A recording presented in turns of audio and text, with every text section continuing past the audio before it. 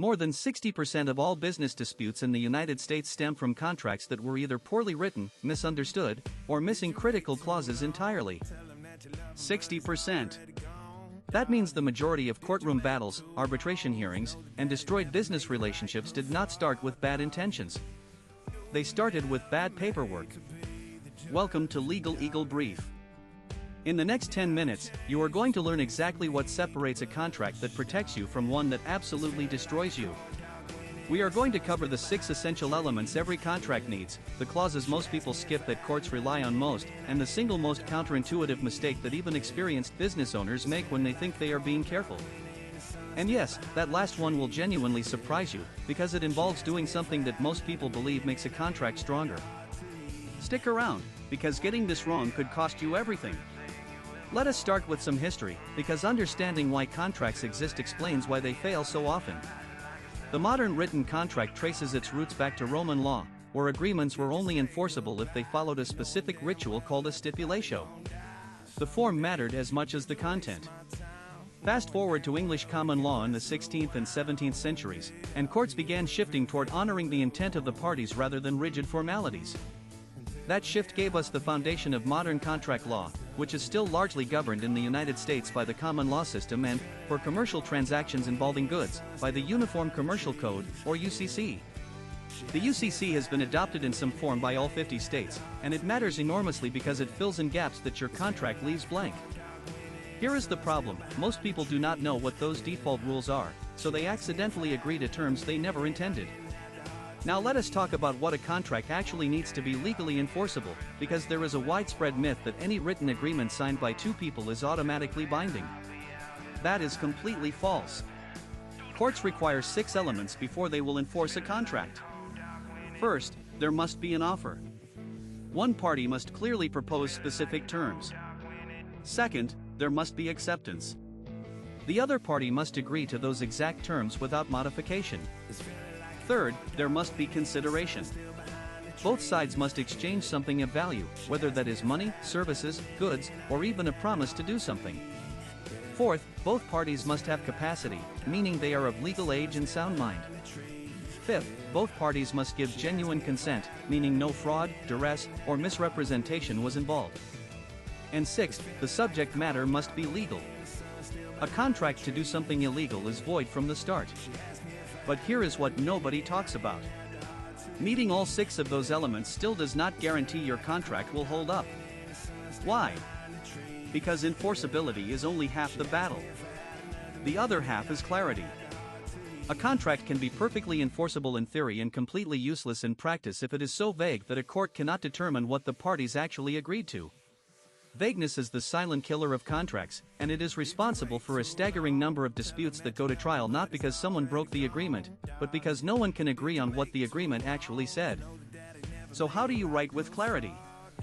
You start with defined terms.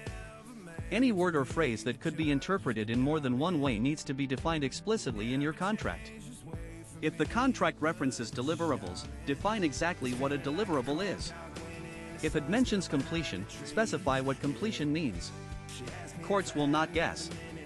They will apply whatever standard interpretation the law provides, and that standard interpretation is almost never what you had in mind.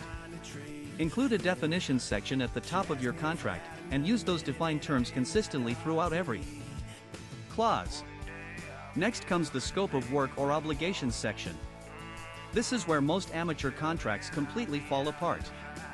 This section needs to answer who does what, by when, in what quantity, to what standard, and under what conditions. Every obligation must be stated in active voice with a clear subject.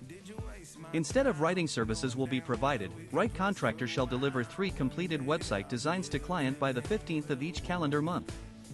Specificity is protection. Ambiguity is liability. Now let us talk about the clauses that most people skip and that courts rely on most heavily when a contract is disputed. The first is the payment terms clause. And this goes beyond simply stating an amount. Your payment clause needs to specify the total amount, the payment schedule, the method of payment, what happens when payment is late, whether interest accrues on overdue balances, and whether the non-paying party is responsible for collection costs and attorney fees. In many states, if your contract is silent on attorney fees, each party pays their own regardless of who wins. That one missing sentence can cost you tens of thousands of dollars. The second frequently skipped clause is the termination clause. Under what circumstances can either party end the contract? Is there a notice period required? What happens to work already completed or money already paid if the contract ends early? Without a clear termination clause, courts will often imply reasonable notice requirements, and reasonable is a word you never want a judge defining for you. The third is the dispute resolution clause. This is arguably the most powerful clause in any contract, and most people treat it as an afterthought. Your dispute resolution clause determines whether conflicts go to court, to arbitration, or to mediation first. It also determines which state's law governs the agreement and where any legal proceedings must be held.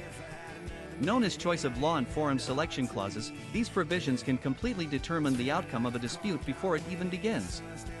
A company in Texas can force a freelancer in New York to litigate in Texas, simply because that clause was buried in a standard agreement and nobody read it. Here is something even more advanced that the contract law textbooks rarely emphasize. The implied covenant of good faith and fair dealing exists in every contract in every state whether you write it in or not. This legal doctrine means courts can find a party liable for acting in bad faith even if they technically followed every written term. What does that mean practically?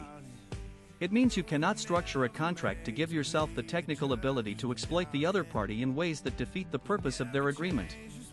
Courts have struck down bonuses that were engineered to be impossible to earn, termination clauses designed to fire employees right before vesting, and payment structures deliberately designed to trigger delays. The lesson here is that a clever contract designed to trap the other party often traps the drafter instead. Now let us look at real-world implications, because the stakes here are not abstract. The American Bar Association has reported that contract disputes account for roughly 40% of all civil litigation in the United States. The average cost of a business contract dispute that goes to trial exceeds $90,000 in legal fees alone, not counting damages. And a study by the International Association for Contract and Commercial Management found that organizations lose an average of 9% of annual revenue due to poor contract management. 9%. For a company doing $5 million a year, that is $450,000 walking out the door because someone did not take contract drafting seriously. The most common single point of failure, according to litigation data, is not fraud. It is not breach of duty. It is a missing integration clause, also called a merger clause. This is the sentence at the end of a contract that states, "The written agreement represents the entire understanding between the parties and supersedes all prior discussions." Without it, the opposing party can introduce emails, text messages, verbal conversations, and handshake promises to contradict your written terms. Courts will listen. With a proper integration clause, that door is closed. To summarize what you have learned today, a legally binding contract requires offer, acceptance, consideration, capacity, genuine consent, and a lawful purpose. But enforceability alone is not enough. Before you go, if you learned something valuable today, hit that like button right now. Subscribe to Legal Eagle Brief for a brand new video every single day. We will see you in the next one.